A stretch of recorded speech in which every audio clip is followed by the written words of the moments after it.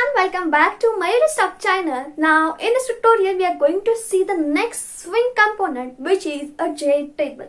Now here in the name only is there is a JTable. That means we are going to store the data in the form of rows and columns. It's very easy to have the table doing the programming. Now here you can see here there is only a one constructor and containing the two parameters. Then what exactly are these parameters?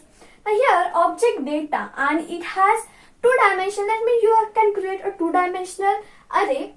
Here you have to pass the data. That means separately you have to create one object. You have to initialize the data that you wanted to add in that particular table, and that particular whatever the reference or variable you have created, you have to pass here.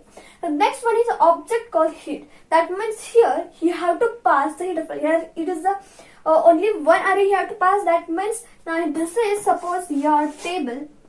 So here it will be called as a header file. That means the name, roll number, and whatever the name and roll number is there, you can pass it. That means this portion here you have to create separately. Separately you have to create. That means suppose I will take an example as string, then they call headers. Then here it will be this square bracket is equal to in curly braces. You have to pass the header file that you want separated by the commas, means number of header files that you want as per the requirement, that have to pass, and that call head you have to pass here in this parameter. In the same way you have to apply here, and in this way we will create this JTable. So for creating this JTable, there are some of the steps. We will see that steps one by one.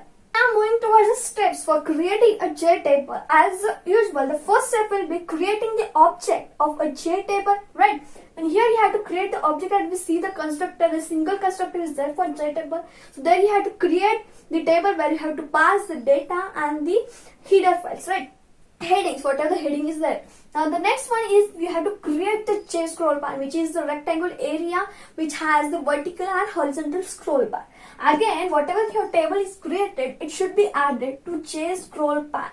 This is the third step, and in the fourth step, the scroll pan should be added to a content bar of an applet. So these are the steps for creating a JTable. So regarding the same topic, if you have any kind of question, you can mention in the comment section. And thank you so much for watching this video. Thank you.